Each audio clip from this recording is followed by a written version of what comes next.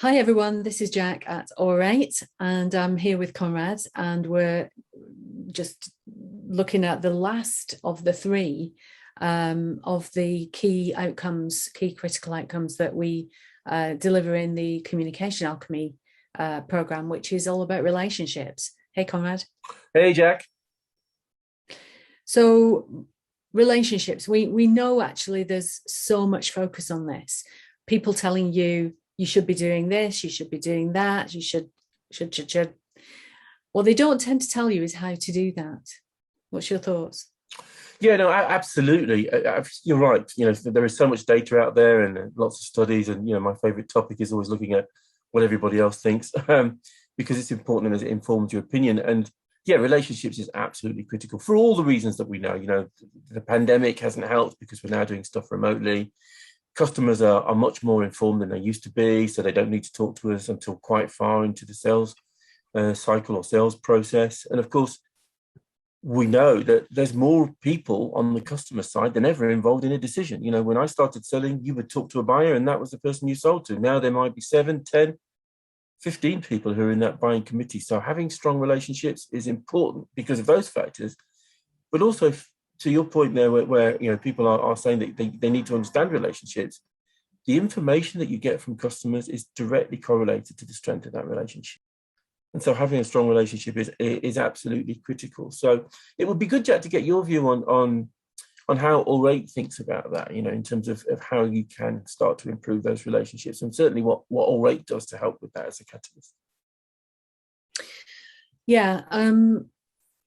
I just want to pick up on that point, though. People don't always tell the whole truth, mm-hmm. and it's because often they're trying to spare your feelings. As you said, you can get half the picture or the full picture, can't you? Right. So for me, the relationships piece is really interesting because, the reason we're starting with communication, the reason I've called it Communication Alchemy, is because there are, in any relationship, there's at least two parties, maybe more.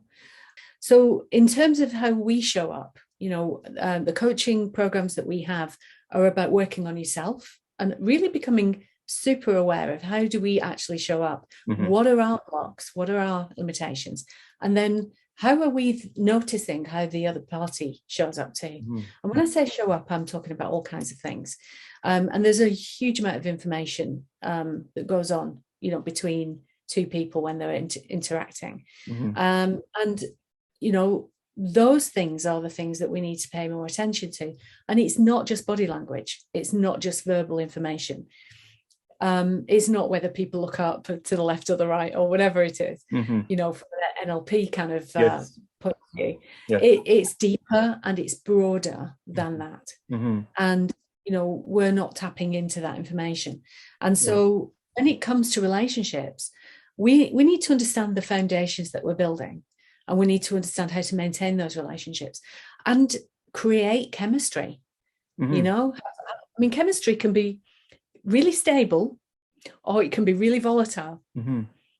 Right? Yes. Depending on what the ingredients are and the catalysts and the, sure. The thing that happens as a result of a change. Mm-hmm. And relationships are just like that. So there is a reason it's called chemistry, and that's the reason we're talking about alchemy. Yeah, and you mentioned just then that to be able to tap into those relationships, because I think very often when it comes to human relationships, particularly in the business world, but also outside of the work environment, you'll often hear people say, "Oh, we just clicked," but they wouldn't necessarily be able to tell you why that was. And of course, what you want as a seller is to click with all your customers. Yeah, and it takes two, right? Sometimes it's hard to know why things aren't working. But all relationships can be improved. Mm-hmm. And, even when it's politically sensitive and you've got diplomats that go in and smooth those things out, that's a real art form. And so the ability to understand the dynamics and then understand what to do differently so that you get people, in a more stable and comfortable position, is psychologically, emotionally, and all of those things. That is, that takes a greater amount of awareness of ourselves first, And so working on the relationships always starts with you, and then it progresses to the client, and it also progresses to your colleagues and your company. And we address relationships from all of those perspectives. Yeah, it's such a critical component. I saw some Gartner research recently where B2B sellers were explaining that typically they spend between 17 and 20% of their time with customers in today's selling world. And so, of course, you want to spend more time with customers if you can, but if you only have 20% of your time with them, you've got to be very, very good at building those relationships quickly too, because of course you have competition.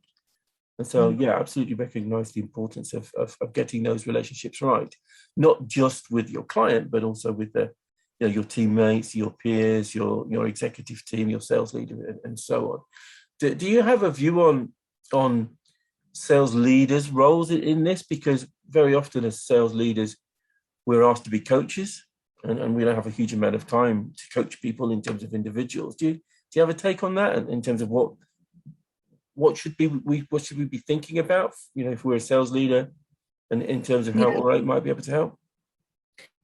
So I have a model I could share on this as well, but for me there is everybody always puts the a pyramid with the sales leaders at the top. Mm-hmm. I think they're at the bottom. I think the foundation of how you make your team feel will be how they then make the client feel, or the prospect. And so they set the tone. I think the sales leader is the person that needs the most support in how they are able to support the team and coach the team. And the fact is that because you've got so little face time with the client or with the prospect, you want to make sure that is absolutely the most impactful and powerful time that they spend. Yeah. So the ability to, impact that and then, not just win deals, but have repeat business from them, have the ability to maximize the amount of opportunity you get from everybody, because they love to work with you. Yeah. Those are really important elements. And I can see that ties into the other two, core, or if you like, key outcomes in terms of the way that we Aurate see the world. Because of course, if you've got great relationships, it means you can build a strong, and lasting reputation in your market and with your clients. And of course, if you've got a great relationship, you tend to get to the truth, the whole picture, more frequently, because it changes all the time, obviously. And of course, if you're able to do that, it means that when you're starting to forecast and think about your results, again, you tend to be closer to the mark. So the relationship piece underpinning all of this, I think it is hugely, hugely important. So yes, thanks for sharing that Jack, and we look forward to getting everybody's opinions and views on what we've talked about today. Is there anything you want to say before we wrap up? No, just to reinforce that. So yes, all those things are so interlocked. Yes, you can't have one without the other, and be successful. And have all of those things are critical levers that need to be there so that you are able to maximize your opportunities. Yeah. So that's why we focused on those. Well, look, thank you, Jack, and I hope everybody's enjoyed hearing us discuss this very important topic, the topic of relationships in B2B selling. We'll be sharing more content with you on LinkedIn and elsewhere. We look forward to hearing your views. If you see a poll from us, please do share with us what you're thinking in terms of your own position today in the world of modern selling. Absolutely. Thank you very much, Conrad. And thanks everyone for watching. Thank you, guys. See you soon.